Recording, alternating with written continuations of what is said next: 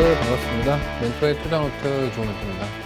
자, 오늘 시장은 오랜만에 조금 좀 빨간불로, 가득 찬 빨간불로 마감을 했습니다. 코스피는 2600선 위로 올라왔고요. 코스닥도 780선 위로 올라오면서 마감을 했습니다. 근데 오늘 상승 중심에 사실 2차 전지부터 시작해서 방산주들 이런 쪽에서 좀 강하게 상승이 나왔고, 반도체 같은 경우는 삼성전자도 장 초반에 52주 신저가를 경신을 했습니다만 그래도 어느 정도 좀 상승 나와주면서 마감을 했다. 그렇다고 한다면 내일 삼성전자 잠정 실적 발표를 앞두고 이제 어느 정도 수급의 개선이 이루어졌냐, 그건 또 아닙니다.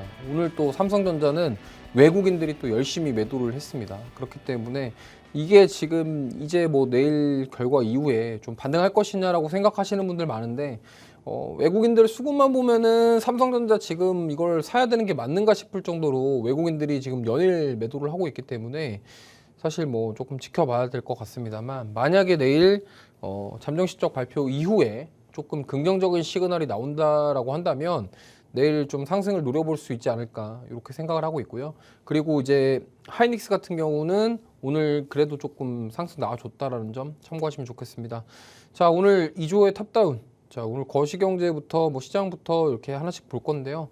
일단은 뭐 제가 늘 해왔던 것처럼 월요일 날은 좀 글로벌 시황도 체크를 해보고, 그다음에 지난주 있었던 일, 그리고 이번 주에 있었던 일들, 그렇게 하나씩 정리를 해보도록 하겠습니다. 자, 우선 첫 번째로 지난주 미국 증시 리뷰인데, 사실 지난주에 고용지표 발표가 있었는데 뭐 예상치를 정말 강하게 상회를 했습니다. 그러면 사실 이제 9월 FOMC 때 이제 막 그 연준에서 고용이 급속도로 냉각할 거에 대해서 조금 뭐랄까요, 거기에 우려스러운 부분들 때문에 사실 50bp 금리 인하를 했는데, 사실 뭐 이번에 고용이 이렇게 너무 잘 나와서 이제 좀 뭐랄까요, 이게 이제 여기서 추가적으로 금리 인하를 더 할까? 이거에 대한 의문이 살짝 드는 상황입니다. 근데 일단은 우리가 생각해 봐야 될 거는 여기서 금리 인하를 조금 더 강하게는 못하지 않을까, 이렇게 생각을 하고 있고,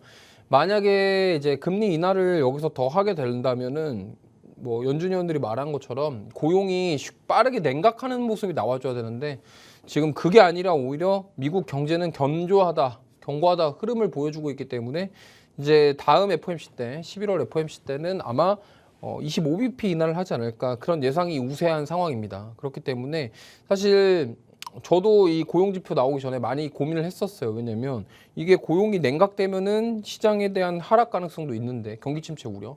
근데 또 너무 또 잘 나오면은 이게 또 금리 인하에 대한 기대감이 또 빠지는 건 아니냐, 이렇게 볼 수가 있는데, 지금 또 너무 잘 나와서 이거를 해석의 차이라고 저는 보고 싶거든요. 왜냐면 이제 여기서 그러면 금리를 뭐 적당히 내릴 것이냐, 아니면 뭐 경기 침체는 없는데 그러면 금리 정책은 어떻게 될 것이냐에 대한 고민 안 해볼 수가 없는 거기 때문에, 어쨌든 그럼에도 지금 시장은 경기 침체에 그동안 굉장히 민감하게 반응을 했었는데, 그거에 비하면은 이 고용지표에 대한 그런 잘 나온 것은 저는 긍정적이다, 이렇게 말씀을 드리고 싶고요. 하필 뭐 미국 증시도 요 고용지표 나온 이후에 상승 마감했는데, 오늘도 좀 국내 증시 사실은 이러한 뭐 글로벌 증시라기보다는 다른 이슈들에 의해서 오늘 시가총액 상위 종목들이 많이 올라가면서 상승이 나왔다라는 점을 보시면 좋을 것 같습니다. 자, 그래서 아까 뭐 말씀 살짝 드렸는데, 원래 이제 고용지표 나오기 전에 이제 거의 확률이 반반이었습니다. 50bp 금리 인하와 25bp 금리 인하가 거의 뭐 반반이었는데, 지금 이번에 고용지표 나오고 나서 그냥 다들 이제 많은 전문가들이, 이제 그쪽 경제학자들과 뭐 이런 그런 위원들이 이제 25bp 금리 인하 가능성을 높였다라는 점. 그래서 제가 봤을 때는 아마 25bp 인하할 가능성이 높지 않냐. 만약에 25bp를 안 하게 되면은 다시 한번 동결도 할 가능성도 있지 않을까, 이렇게 생각을 했는데, 제가 봤을 때는 물가가 계속적으로 안정되고 있기 때문에 사실 25bp 가능성이 높다, 이렇게 생각을 하고 있습니다. 그래서 뭐 보시면 될 것 같고, 동결 가능성도 없지는 않다, 이렇게 생각하시면 됩니다. 그리고 실업률이 또 낮아지면서 이제 진짜로 미국에 대한, 우리나라 경기에 비하면은 사실 미국은 정말 지금 엄청난 그런 경제 상황인 것 같아요. 그러니까 계속적으로 고용도 좋고 뭐 이런 침체라기보다는 경제 활동을 하는 그런 사람들이 굉장히 많아지고 있다는 점은 저는 굉장히 긍정적이라고 생각하고 있기 때문에 그럼 이런 상황이 이제 우리나라 증시에 어떤 영향을 줄 수 있겠냐? 원래 11월도 B컷을 기대했는데 이 B컷이 좀 약간 소멸되면서 그거에 대한 부분들이 아쉬움 차익 매물이 나올 수 있는 가능성이 아니냐 이렇게도 생각해 볼 수 있겠지만 오늘은 어쨌든 우리나라 증시 끌어올려줬다라는 점 참고하시면 좋을 것 같습니다. 자, 그리고 이번 주에도 좀 지표들이 많이 있는데 사실 이제 오늘 이번 주 목요일 날 또 소비자 물가지수 발표가 있습니다. 그리고 뭐 이번 주에 또 물가지수 발표들이 있고 우리나라 통화정책 회의도 있고 그다음에 뭐 여러 가지 이벤트들이 있기 때문에 이런 거 참고해 보시면 좋겠고요. 사실 소비자 물가지수 그러니까 이게 지금 고용이 잘 나왔는데 여기서 만약에 물가지수가 올라가면은 이게 또 문제가 되는데 만약에 CPI가 조금 더 낮게 나오거나 비슷한 수준으로 보합권에서 나오면은 시장 충격보다는 오히려 좀 상승 가능성이 높아질 수 있겠다라는 점 참고하시면 좋을 것 같고요. 이 정도 이 스케줄상 이런 것들이 있다를 체크해 보시면 좋을 것 같습니다. 자, 그다음 자 이제 말도 많고 탈도 많은 우리나라 삼성전자 얘기를 좀 안 해볼 수가 없겠는데 지금 좀 난감하다고 해야 될까요? 왜냐면 지금 뭐 글로벌 IB들은 거의 목표 주가를 6만 원대로 거의 50% 하향 조정하고 있는 상황이에요. 그리고 그런 상황에서 지금 영업이익 전망치조차도 지금 뭐 10조대로 나오고 있는데 사실 이게 저는 이렇게 생각합니다. 이게 낮은 숫자는 아니거든요. 낮은 숫자는 아닌데 예상보다 못 미친다라는 부분에 지금 이미 선반영됐다. 저는 그렇다고 한다면 지금 10조 이상만 나와준다고 한다면 오히려 반등할 수 있는 터닝 포인트가 되지 않겠냐. 저는 이렇게 생각하거든요. 그렇기 때문에 이 영업이익의 전망치가 조금 안 좋다고 하더라도 저는 오히려 가지고 계신 분들은 좀 희망의 끈을 놓지 않고 좀 지켜보셨으면 좋겠어요. 이게 외국인들이 돌아오기 시작하면은 그때부터 이제 다시 저는 반등 포인트라고 생각하는데 물론 이제 뭐 여러 가지 지금 삼성전자 못 가는 여러 가지 이유가 있습니다만 만약에 이제 이 3분기 잠정 실적이 나오고 결국에는 지금 삼성전자의 실적 중에 레거시 반도체 쪽 이런 쪽 디램이라던가 이쪽이 지금 매출이랑 영업이익이 어떻게 됐냐를 우리가 따져봐야 되거든요.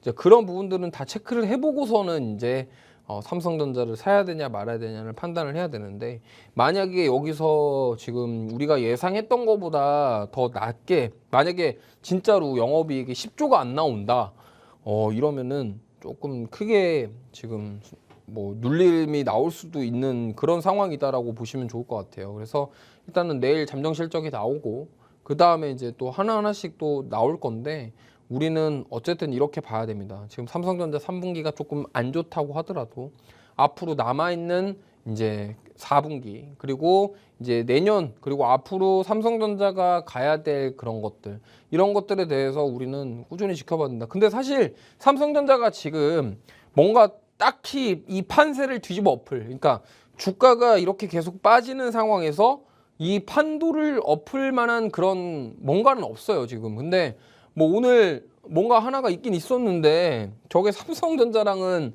크게 이게 크게 상관이 있나 싶을 정도로 지금 이게 지금 왜 저는 솔직히 말씀드리면 도대체 지금 삼성전자가 이런데 삼성전기를 왜 갔나 약간 의문이거든요.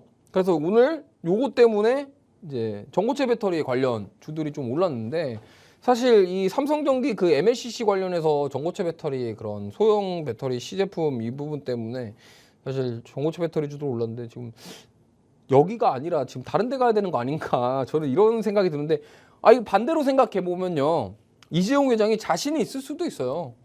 삼성전자 쪽은 내가 안 가도 돼. 뭐 자신이 있으니까 이럴 수도 있지 않을까 싶은데 모르겠습니다. 이 속사정은 근데 저는 만약에 그래요. 지금 회사가 안 좋고 회사 뭐 자금 사정이 안 좋거나 뭐가 문제가 있으면은 도대체 임원들이 자사주 매입을 왜 할까?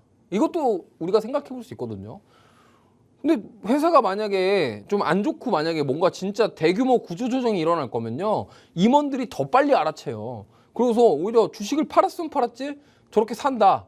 아 이거는 제가 봤을 때는 그들 입장에서는 뭔가 카드가 있다. 저는 이렇게 생각을 하고 있고 그게 뭐가 될지는 모르겠습니다만 지금 삼성전자는 제가 봤을 때는 뭔가를 준비하고 있다. 이 정도로 좀 보시면 좋을 것 같고 그래서 지금 뭐 8만 원대 평당가가 8만 원대, 7만 원대 많이들 계실 거예요. 그래서 아 8만 원인데 이게 5만, 6만 원이 깨지려고 하는데 어떻게 해야 되나 고민하실 텐데 삼성전자는 고민하시기보다는 오히려 내려올 때마다 조금씩 비중 늘려 가시는 게 현명한 투자가 될 수 있습니다. 왜냐하면 삼성전자가 만약에 회사 휘청거리고 망하잖아요.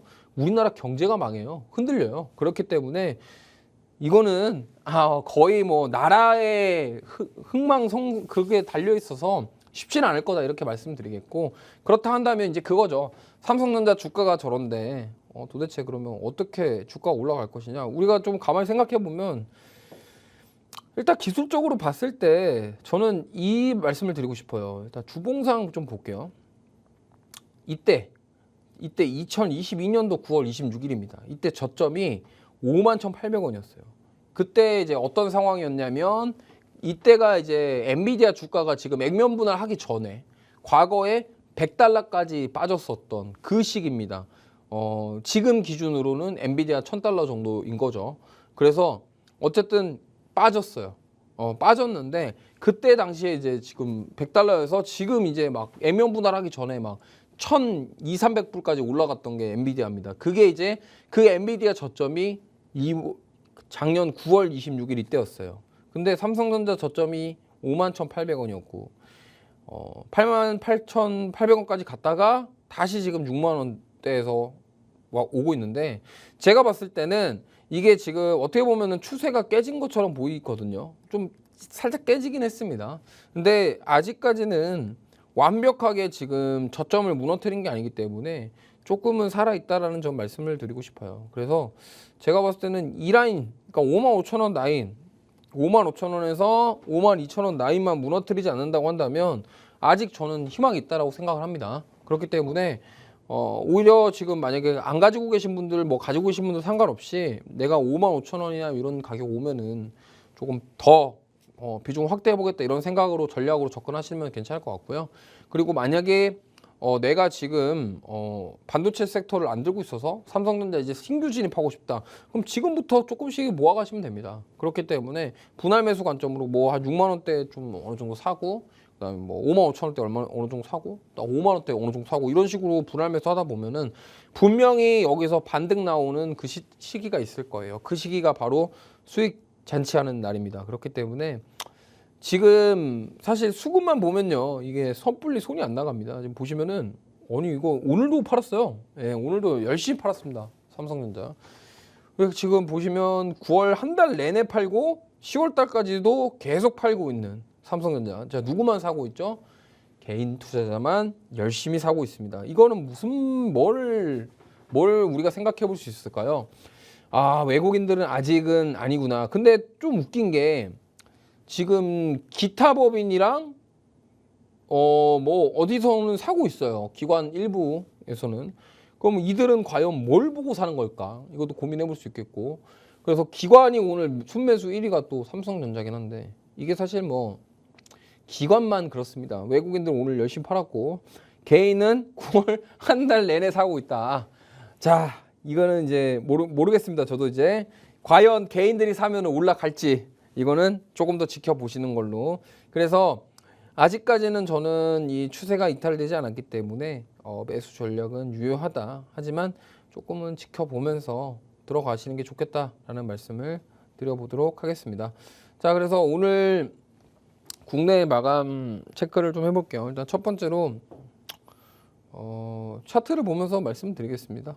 자, 오늘 코스피 먼저 볼게요. 자, 코스피 오늘 2600선 위로 올라오면서 마감했습니다. 사실 뭐 그동안 국내 증시가 너무 힘이 없이 무너져 내려가지고 오늘 기대 안 하신 분들도 많으실 텐데 저는 오늘 장 초반에 또 빠지는 거 보고 야 이거 아까 여기 장 초반에 빠졌었거든요. 빠지는 거 보고 이거 오늘 끝났나 보다 이 생각했는데 아까 2561포인트에서 저점 만들고 그래도 많이 반등해 줬습니다. 그렇기 때문에 지금 이제 희망을 가져보자. 내일 잠정 실적 발표 그리고 이제 실적 시즌이 시작이 됩니다. 그러면 실적이 잘 나오는 종목군들 위주로 우리가 옥석가리기를 해야 될 때다 이 말씀을 드리고 싶고 그렇기 때문에 이 코스피에 지금 2600선 다시 올라온 것에 대한 의미는 저는 굉장히 긍정적이라고 생각해요. 하필 보세요.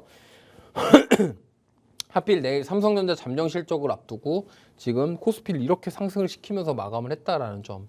분명히 지금 내일을 누군가는 기대를 하고 샀다 이렇게 좀 해볼 수 있겠지만 근데 조금 아쉬운 거는 반도체 섹터보다는 오늘 다른 쪽이 힘이 셌다라는 점이 좀 아쉽긴 합니다. 그렇기 때문에 오히려 내일은 그러면 반도체 쪽 올 수 있지 않겠냐 이런 생각도 우리가 해보겠지만 오늘 또 미국 증시에 대한 흐름 이런 것들도 잘 체크는 해보셔야 되겠다라는 말씀을 드려보겠고요. 코스피는 어쨌든 저는 지금 여기서 그때 8월 5일 날 빠지고 나서 어떻게 보면 이건 좀 약간 좀 변동성이 있긴 하지만 횡보를 좀 크게 하고 있다 이 정도로 좀 해석해 보시면 좋을 것 같아요. 그래서 어떤 악재가 있어서 막 되게 빠지기보다는 지금 그냥 전반적으로 삼성전자가 악재들이 많기 때문에 이거를 지금 소화하는 과정이다 이렇게 좀 생각해 보시면 좋을 것 같습니다. 자, 그 다음에 코스닥도 볼게요. 자, 코스닥은 오늘 코스피보다 힘이 좀 좋습니다. 지금 보시면은 직전 고점을 살짝 돌파를 했죠. 돌파를 하면서 오늘 60일 이평선 위로 살짝 올라왔는데 이거 저는 코스닥 같은 경우는 굉장히 의미가 있는 게 지금 2차 전지뿐만 이따가도 얘기할 거지만 2차 전지 뭐 기타 바이오는 오늘 좀 쉬었지만 2차 전지 종목들 위주로 정말 굉장히 강한 수급이 들어오고 있어요. 그러다 보니까 사실 우리나라 지금 반도체라던가 바이오 쪽 수급 빠지면은 2차 전지로 다 쏠린다. 그거에 대해서 오늘 쏠렸던 이유는 또 이따가 말씀드리겠지만 LG에너지솔루션의 4680 배터리, 원통형 배터리 관련 이슈, 테슬라에 납품 양산한다. 이것 때문에 그런 것 같고요. 어쨌든 그래서 지금 코스닥은 780선 위로 올라왔는데 만약 여기서 한번 또 지켜주면서 800선을 이제 돌파를 하게 되면은 우리 그때 8월달 초에 충격받았던 그거를 어느 정도 이제 여기 이제 떨어지기 전까지 어느 정도 회복하는 수준이다라고 보시면 됩니다. 그래서 만약에 여기서 회복을 하고 이제 한 820부근 정도 돌파가 세게 나오면은 아예 추세 자체를 상방으로 잡는다라고도 볼 수 있을 것 같아요. 그렇기 때문에 오늘 또 외국인들 한번 수급 한번 살펴보면서 넘어가 보도록 할게요. 일단 지금 보시면은 외국인들 보시면 일단 삼성전자 우선주를 좀 사긴 했는데 저게 사실 뭐 크게 의미 있나 잘 모르겠습니다. 일단 저거는 제껴두고 그다음에 LG에너지솔루션 오늘 잘 보시면 자 저기 SDI, 엔솔, 포스코홀딩스, 에코프로 BM 뭐예요? 2차 전지. 그 다음에 현대차 등장했고 그다음에 SK하이닉스랑 그다음에 저기 뭐 HD현대일렉트릭 이 두 종목 같은 경우는 사실 뭐 AI 쪽이라고 보고 그 나머지 보세요. LIG 넥스원 그다음에 현대로템 방산주들이 오늘 외국인들이 꽉 담았다. 이렇게 좀 보시면 좋을 것 같습니다. 그다음에 기관은 아까도 살짝 보여드렸는데 다시 한번 볼게요.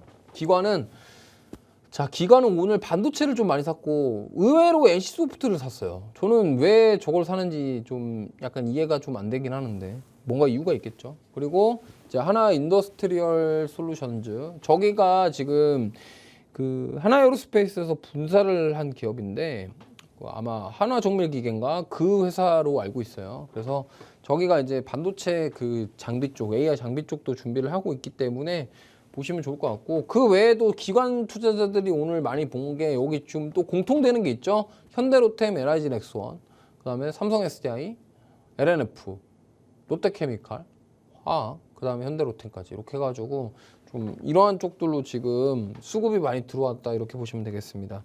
자, 그래서 오늘 코스피랑 코스닥 상황까지 좀 봤고요. 잠깐 쉬었다 와가지고 섹터들, 이슈들 이야기 좀 더 해보도록 하겠습니다.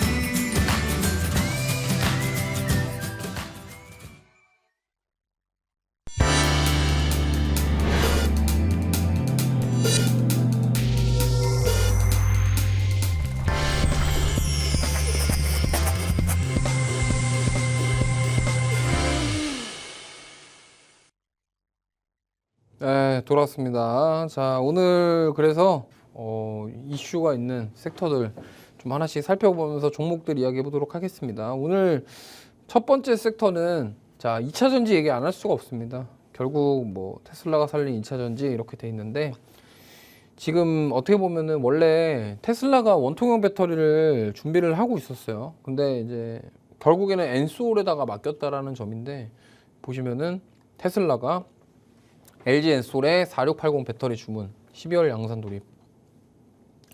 이게 지금 굉장히 의미가 있는 건 뭐냐면요. 2차 전지 섹터들 전반적으로 보시면요. 그동안 악재들이 많았습니다. 뭐 업황부터 시작해서 실적. 그래서 지금 악재란 악재들이 다 나온 상태에서 이거를 소화할 만한 이슈가 나왔다라는 거예요. 무슨 말이냐면 지금 4680 배터리는 뭐냐면 이제 원통형 배터리를 말하는 겁니다. 근데 요게 왜 의미가 있냐면 지금 보면은 테슬라가 그동안 얘기했던 게 이런 삼원계 배터리라던가 이러한 지금 하이니켈 배터리 쪽은요.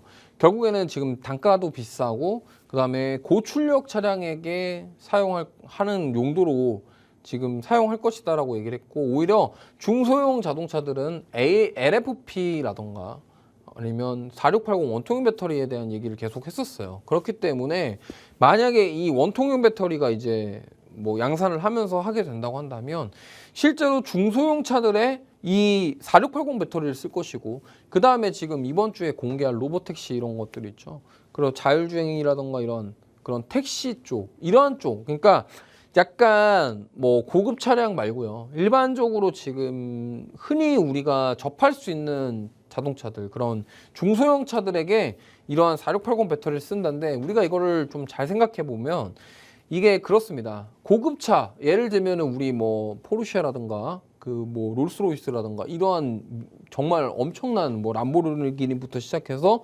엄청나게 비싼 스포츠카들부터 시작해서 진짜 비싼 차들이 있어요. 근데 배터리 셀 업체 입장에서 우리가 생각을 해볼게요. 그러면은 자 람보르기니 한 대 파는 것보다요. 캐스퍼라던가 아이오닉5 이거 10대 파는 게 훨씬 이득이에요.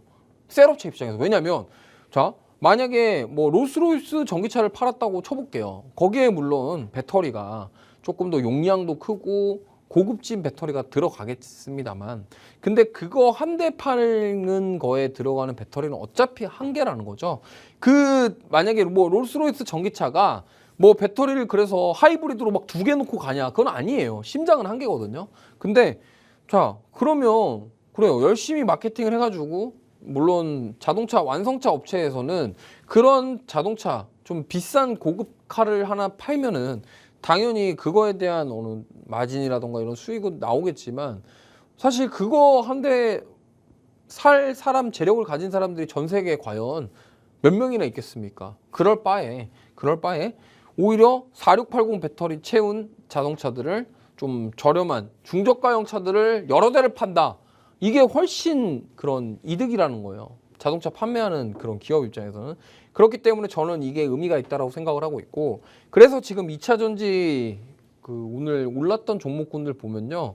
대부분 다 원통형 배터리 관련주들이 올라갔습니다. 지금 우리가 하나씩 제가 말씀을 드려볼 건데 사실은 왜 이게 관련주냐 이렇게 생각하실 분들이 많을 거예요. 그래서 하나씩 짚어보면 설명드릴게요. 일단은 LG 엔솔부터 먼저 차트를 보겠습니다. 지금 보시면은 제가 이거 이 투자노트 하면서 지금 제가 엔솔을 언제 얘기했냐면 8월 달에 얘기했거든요.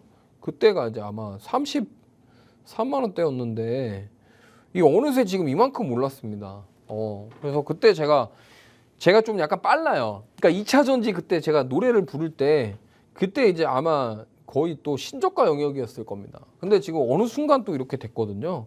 그러니까 제가 항상 말씀드리는 거를 잘 조금 좀 일찍 말씀드리는 경향이 있기 때문에 어느 정도 좀 인지를 하시고 좀 들어주시긴 해야 됩니다만 어쨌든 지금 그래서 엔솔 주가가 굉장히 좋게 흐름이 나오고 있다. 자 오늘 그래서 올라간 종목들 보면요. 일단 TCC 스틸이 있어요. 자 이 종목은 갑자기 왜 이렇게 올랐냐. 자 여기가 TCC 스틸이 뭐 하는 데냐면요. 여기가 니켈 도금 강판 소재 만드는 데예요. 그러면 그 니켈 도금 강판이 뭔데? 아까 제가 이미지 살짝 보여드렸죠. 여기 보시면은 지금 여기 보시면 이 4680 배터리를 좀 쉽게 설명드리면요. 우리가 지금 TV 리모컨이나 들어가는 거기 동그란 건전지 있죠. 그게 자동차용으로 크게 만든 게 4680 배터리입니다. 이게 그래서 46파이 아마 지름이 46이고 뭐 이렇게 길이가 뭐 80이고 90이고 이렇게 해서 4690, 4680 이런 게 있는데 어쨌든 그거라고 보시면 돼요. 우리가 흔히 일상생활에서 접하는 그런 TV 리모컨에 들어가는 뭐 아니면 에어컨 리모컨에 들어가는 건전지 있죠. 그거를 자동차용으로 용량을 확대시킨 걸 그게 원통형 배터리고 이게 46파이라고 해서 지름이 46인 배터리 원통형 배터리를 말하는 겁니다. 그래서 그 정도는 참고하셨으면 좋겠고요. 자, 그래서 이 TCC 스틸이 니켈 도금 강판. 그래서 요거와 관련된 게 제가 갑자기 이름이 생각 안 나는데 동국산업인가? 예, 동국산업이라는 기업이 있는데 요거도 오늘 급등을 했어요. 그래서 동국산업도 10% 급등했고 그다음에 TCC 스틸도 급등을 했습니다. 근데 왜 TCC 스틸이 대장격으로 움직였냐? 여기가 그 LG에너지솔루션에다가 그 도금 강판을 납품을 하는 그런 게 있어요. 그래서 그것 때문에 그거에 대한 수혜를 받을 것이다라고 해서 주가 올랐다 이렇게 보시면 됩니다. 그래서 오늘 원통형 배터리 관련주들 다 올랐는데 또 말씀드리면 일단 TCC 스틸은 그것 때문에 올랐다. 그리고 과거에도 TCC 스틸은 사실 원통형 배터리 나올 때마다 올라갔기 때문에 지금도 이렇게 올라가는 건 약간 이상하지 않을 정도로 잘 올라갔습니다만 연속성을 보일지는 조금 더 지켜봐야 된다. 이렇게 말씀을 드리겠고요. 자, 그 다음 이제 우리가 좀 생각해 봐야 될 게 이제 동원 시스템즈라는 종목이 있습니다. 자, 이 종목도 원통형 배터리거든요. 지금 오늘 보시면 2차 전지주들 올라가는 게 다 이거예요. 그럼 지금 동원 시스템즈는 뭐 하냐면 우리가 그 알고 있는 참치 만드는 그 동원이 맞아요. 그래서 이게 원래 참치캔 뚜껑 만드는 회사인데 결국에는 뭐예요? 원통형 배터리 그 뚜껑도 이게 여기서 만드는 겁니다. 그렇기 때문에 거기에 들어가는 뚜껑에 들어가는 소재들을 지금 동원 시스템즈가 LG 엔솔에 납품을 과거에도 했고 지금 이제 앞으로도 할 예정이기 때문에 그거에 대한 수혜 가능성 이렇게 보시면 되겠고요. 그래서 오늘 지금 특이한 게 뭐냐면요. 원통형 배터리와 관련된 종목들이 다 올랐어요. 그리고 하나 더 말씀드릴게요. LNF라는 종목이 있습니다. LNF 많이들 아실 거죠. LNF가 있는데 LNF도 뭐냐면 이게 엔솔에다가 이 원통형 배터리 쪽 납품을 해요. 그래서 지금 보시면은 오늘 10%를 했죠. 지금 오늘 2차 전지 중에 10% 이상 올랐다. 그럼 거의 다 원통형 배터리 관련입니다. 그래서 그만큼 지금 시장에서 기대하는 바가 크다라는 점. 왜? 기대하는 바가 왜 크냐는 아까 말씀드렸지만 그동안 2차 전지주들이 너무 못했는데 지금 원통형 배터리에 대한 모멘텀으로 살아날 가능성에 대한 기대감 그리고 실제로 그 부분에 있어서 수혜를 받을 종목들이 조금 더 압축돼서 이렇게 오늘 나왔다라고 보시면 되겠고요. 그래서 하나 더 있어요. 대주전자재료. 뜬금없이 대주전자재료는 왜?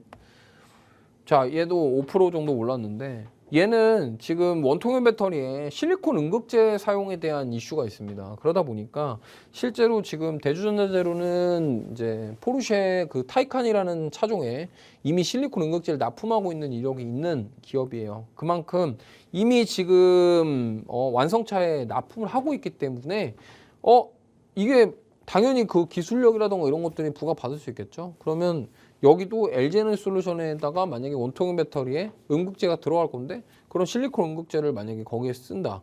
그러면 여기도 주가가 상승할 수 있는 여력이 되는 거겠죠. 그렇기 때문에 오늘 특징은 한 줄로 요약하면은 4680, 4690 이런 원통형 배터리들이 오늘 다 했다 이렇게 말씀을 드릴 수 있겠고요.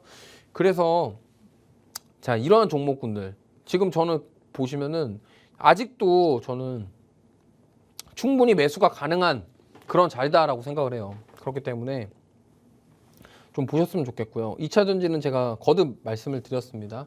보시면 좋겠고 사실 엔솔은 지금 테슬라발 뉴스 때문에 이렇게 갔지만 삼성 SDI는 오늘 좀 지지부진했습니다. 그럼에도 불구하고 지금 앞으로 상승에 대한 모멘텀이랑 여력은 충분히 있다라는 점을 꼭 인지를 하시면서 2차 전지주들 저는 아직도 안 늦었다라고 생각을 합니다. 그렇기 때문에 지금 조금 올라서 부담스럽다고 생각하실 수도 있겠지만 조금 부담스럽다고 하시면은 조금 눌림이 나왔을 때 들어가시는 것도 방법이에요. 그렇기 때문에 그거를 감안하셔서 대응해 보시면 좋을 것 같고, 저는 2차 전지가 올해 남아 있는 하반기, 그러니까 지금 4분기 딱 거의 약 3달 정도, 3달도 채 안 남았는데요.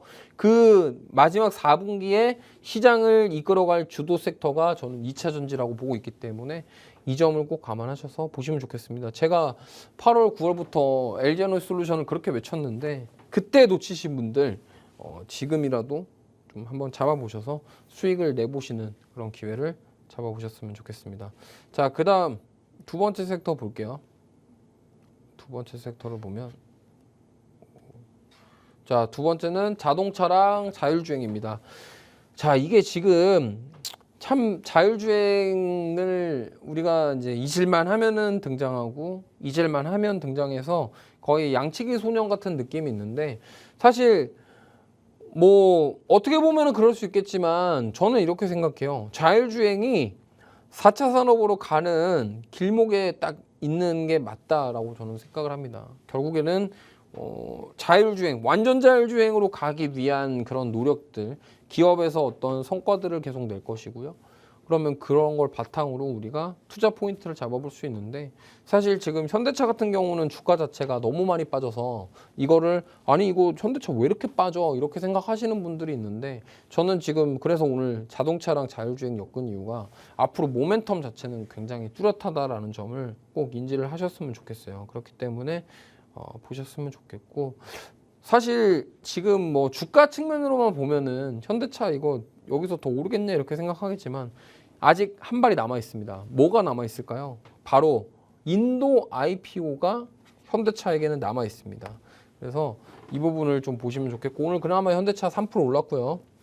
사실 이제 인도 IPO 이게 성공하고 흥행하면은 저는 주가가 도대체 얼마나 갈지를 계산하기가 어렵다라고 좀 말씀을 드리고 싶은데, 그래도 우리가 자동차 쪽은 지금 뭐 너무 답답하실 거예요. 그렇지만 지금 저는 오히려 모아갈 때다. 그래서 제가 이 현대차 말고 좋아하는 종목이 또 하나 있어요. SL이라는 종목이 있는데 SL 종목도 오늘 좀 반등이 나왔습니다만 사실 그동안 너무 좀 많이 못 올라서 언제 한번 올려주려나 이렇게 생각을 하고 있는데 좀 보시면 좋겠고요. 자, 그래서 오늘 자동차 특히나 자율주행 쪽 왜 말씀드리냐면 요게 오늘 핵심 포인트입니다. 자, 구글 자회사인 웨이모와 협력을 해서 약간 현대차가 그런 자동차, 그런 전기차 이러한 쪽 자율주행차 관련해서 위탁 생산에 대한 부분들을 이야기를 했습니다. 그러다 보니까 이 지금 거기에 웨이모랑 협력을 해가지고 아이오닉 5를 그쪽에다가 이제 투입시키겠다 뭐 이렇게 얘기를 하고 있는데, 사실 저는 이렇습니다. 지금 뭐 사실 자율주행 쪽에 너무 많이 속으셔가지고 이거 더 이상 속으면 안 되겠다라고 생각하시는 분이 있는데, 아니 저는 이렇게 생각하겠습니다. 지금 단기간에는 뭔가 좀 변동성이 커서 좀 답답한 움직임이 나올 수 있겠지만 결국에는 뭐예요? 4차 산업으로 가기 위해서 지금 어떻게 보면은 이런 자율주행은 꼭 필요한 기술입니다. 그렇기 때문에 좀 보셔야 될 것 같고요. 그리고 또 한 말씀 드리고 싶어요. 구글, 그러니까 어쨌든 웨이모라는 곳이 구글의 자회사잖아요. 근데 왜 하필 구글은 이 사업에 대한 대상자를 현대차로 선택을 했을까를 우리가 가만히 생각해 보면 이게 생각보다 최근에 GM이랑도 MOU 체결을 했고요.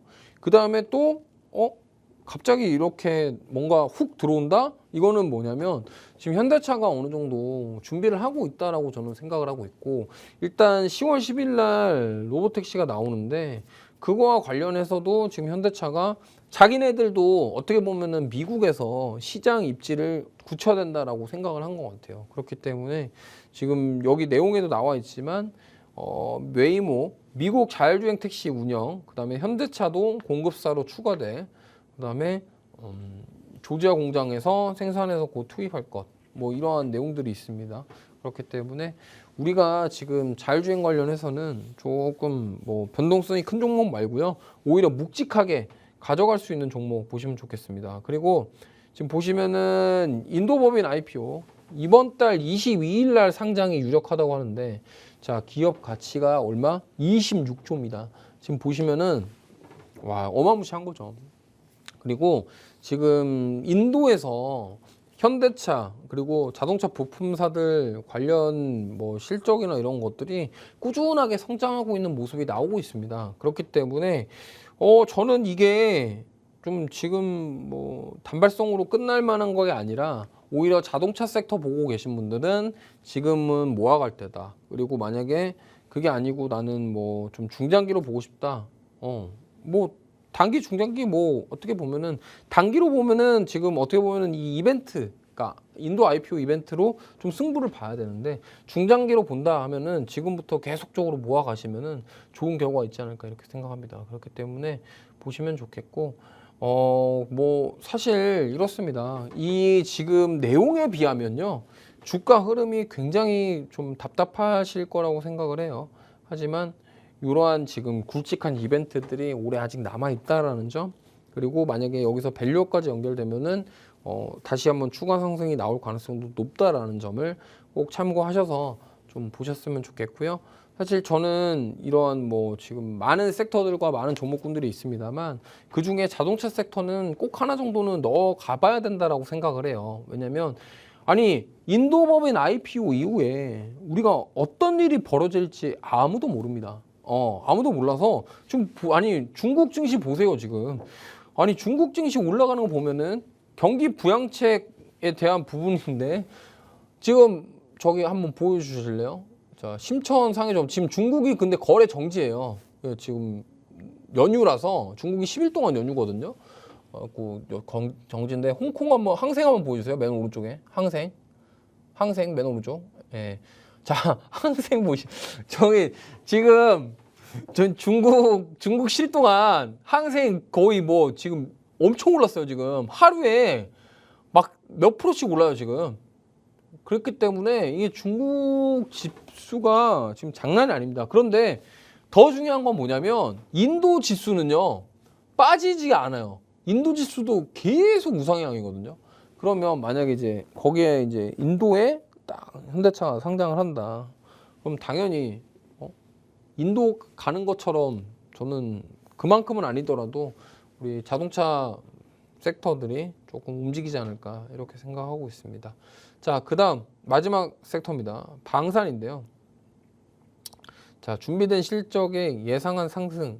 일단은 지금 가장 중요한 거는 제가 이 말씀을 드리고 싶어요. 방산주들을 보시는 분들은 사실 저는 이렇게 말씀드릴게요. 지금 이스라엘과 레바논, 중동 리스크에 집중하시기보다는 이제 그 다음 그림을 그려야 될 때라고 생각을 합니다. 이게 무슨 말이냐면 가만히 보세요. 최근에 LIG 넥스원에서 천공2 유도무기를 수주한 나라가 어디냐면 이라크입니다. 이라크가 어떤 나라죠? 미국을 정말 싫어하는 나라이겠죠. 왜냐면 미국 때문에 나라가 거의 망했는데, 그죠? 그러니까 뭐 이거 지금 계신 분들 말고 과거에 거기 정권을 잡았던 그 사람들 입장에서는 대부분 거기 정권 잡은 사람들이 이슬람 국가들의 어떤 뭐 시아파 이쪽 그런 수니파나 시아파 이쪽 사람 계열입니다. 근데 거기가 만약에 지금 이라크가 무기를 구매했다라는 것은 저는 무슨 의미냐면 야, 이스라엘이 우리도 쳐들어올 수 있지 않을까? 이거에 대해서 저는 경계하는 그런 국방비를 그쪽에다 썼다라고 생각을 해요. 그렇기 때문에 지금 이스라엘, 레바논 뭐 이런 사태들은 이미 벌어졌고 그렇다고 한다면 우리가 지금 생각해 봐야 될 거는 자, 해외 수주가 지난달에 거의 최대 실적이 나왔대요. 그러니까 방산 수주가 계속되고 있고 매출도 계속되고 있습니다. 그러면 이런 상황에서 우리가 자 이런 걸 봐야 돼요. 이제 이스라엘을 보는 게 아니라 아니 이스라엘 때문에 방산주를 산다 이거보다 그러면 이스라엘과 레바논처럼 그런 사태들이 이제 중동에도 벌어질 거기 때문에 중동에 우리나라 K 방산에 대한 무기들을 수출할 기회를 잡아보는 거는 아닐까. 그거가 지금 모멘텀이 될 수 있지 않을까 이렇게 생각해 볼 수 있겠고요. 지금 이미 동유럽 같은 경우는 계속적으로 지금 저도 그렇게 생각합니다. 만약에 러시아 우크라이나 전쟁 끝나면 다음 타자는 누가 될 것인가? 동유럽 국가들도 그게 저는 걱정일 거라고 생각을 해요. 그렇기 때문에 오히려 지금 그래서 자 하회 수주를 계속 이어가고 있고 하반기 실적에 대한 기대감도 있고 그렇기 때문에 이러한 부분들이 실적으로 부각을 됐을 때 우리는 뭐다? 가져가야 된다. 그래서 지금 저는 LIG 넥슨이 오늘 급등이 나왔는데요. 사실 LIG 넥슨은 좀 독특합니다. 무슨 말이냐면 지금 우리나라 로봇주 말고요. 방산주 3대장들 가만히 보시면요. 하나에어로스페이스도 오늘 신고가, 그다음에 현대로템도 오늘 신고가, 그다음에 LIG 넥슨은 신고가 문턱에 와 있습니다. 근데 지금 보면은 하나에어로스페이스는 정말 거래 정지를 인적 분할한다고 거래 정지 잘 했는데 저때 시장 빠졌는데 하나에어로스페이스는 주가 빠지도 않았죠. 그러고 나서 신고가를 만들어냈는데 자 저게 왜 저렇게 잘 가냐면 K9 자주포 때문에 그래요. 그러니까 하나에어로스페이스는 메인이 방산인데 어떻게 보면 우주항공도 거의 메인급이거든요. 그래서 하나에어로스페이스는 방산 본업에 우주항공까지 같이 갖고 있다. 그렇게 보시면 되고 그다음에 현대로템 같은 경우는 철도 모멘텀이 있어요. 자 지금 현대로템도 보세요. 오늘도 신고가 나왔죠. 지금 오늘 지금 저 종목도 지금 알테오젠처럼 계속 올라가는 게 심상치가 않아요. 방산 3대장이 왜 그러냐? 결국엔 실적입니다. 지금 현대로템은 뭐예요? K2 전차죠. K2 전차 모멘텀인데 사실 여기에다가 철도까지 있습니다. 근데 만약에 이게 좀 아이러니한 게 뭐냐면 현대로템은 그러니까 K2 전차를 팔고 전차도 파는데 철도도 깔아줘요. 그거 뭐예요? 철도는 우크라 재건이랑 또 연결돼요.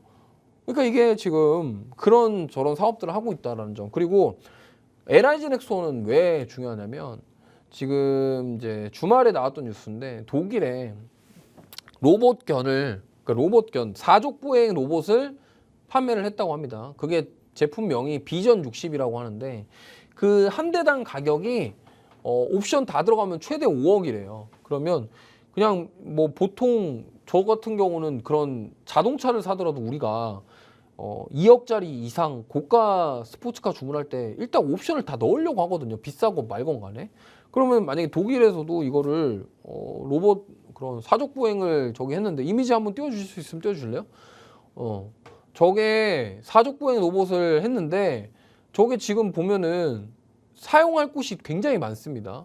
근데 저 로봇에 특이한 점이 있어요. 저기 로고가 LIG 넥슨이 아니고요. 고스트 로보틱스라고 박혀 있습니다. 근데 자 모르실 분들을 위해서 말씀을 드리면 저게 왜 고스트 로보틱스가 박혀 있냐? 지금 저 고스트 로보틱스를요. 지금 LIG 넥슨이 저기 미국 기업인데 저기 경영권을 가지고 있어요. 그럼 뭐예요?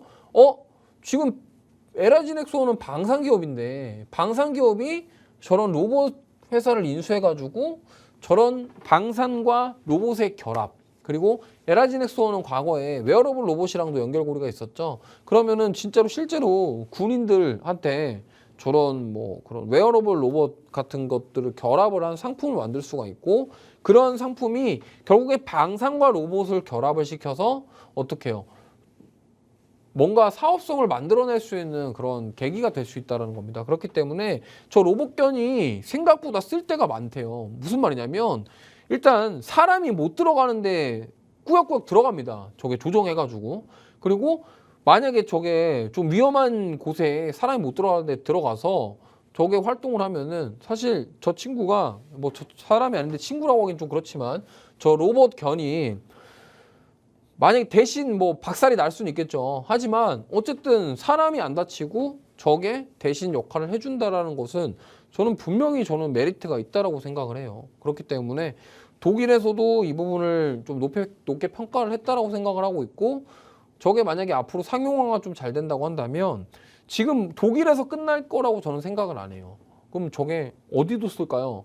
진짜로 실제로 전쟁하고 있는 나라들에서 저런 것들을 탐낼 수 있겠죠. 그렇기 때문에 제가 봤을 때는 이게 지금 방산주들이 저는 예사롭지가 않은 게 지금 물론 올해 3분기, 4분기 실적도 잘 나올 것으로 예상이 되고 있지만 지금 이러한 방산주들이 가진 모멘텀 말고 추가적으로 알파적인 그런 사업에 대해서도 우리는 봐야 된다. 오늘 그 중에서 저는 LIG넥스원이 가장 좀 유망하다라는 말씀을 드리고 싶고요.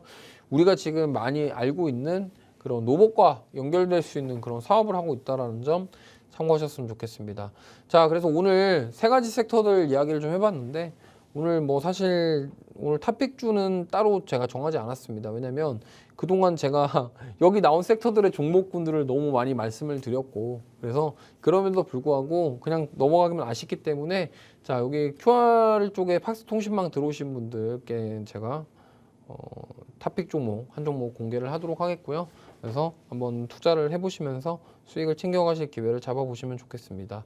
자, 그래서 오늘 세 가지 섹터 말씀드렸는데 내일은 삼성전자 잠정 실적 발표부터 시작해서 또 이번 주에 이벤트들이 많기 때문에 좀 그거를 경계한 매물들이 또 출회될 수 있다는 점 참고하셨으면 좋겠고 과연 2차 전지가 오늘 단발성으로 끝날지 아니면은 연속적인 시세를 보여줄지 바이오주들은 오늘 쉬어갔는데 다시금 반등이 나올지 이러한 점들을 좀 체크를 해보시면서 어려운 그런 시장 상황 속에서도 하루하루 잘 대응하셨으면 좋겠습니다. 그리고 사실 뭐 오늘 증시가 좀 반등이 나왔다고 해서 너무나 긍정적인 회로를 뭐 생각하시기보다는 좀 이렇게 올라갔다가 또 급락이 언제 또 나올지 모르기 때문에 항상 이 부분을 경계를 하셔서 포트폴리오 구성을 특히나 저는 실적 모멘텀이 있는 종목군들 위주로 3분기 실적에 대비를 해서 지금은 오히려 포트를 교체하고 종목을 새롭게 바꿔가야 될 시기다라는 말씀을 드려보겠습니다. 자, 어쨌든 오늘 하루도 고생 많으셨고요. 자, 저는 다음 시간에 뵙도록 하겠습니다. 시청해주신 분들께 감사 말씀드립니다. 감사합니다.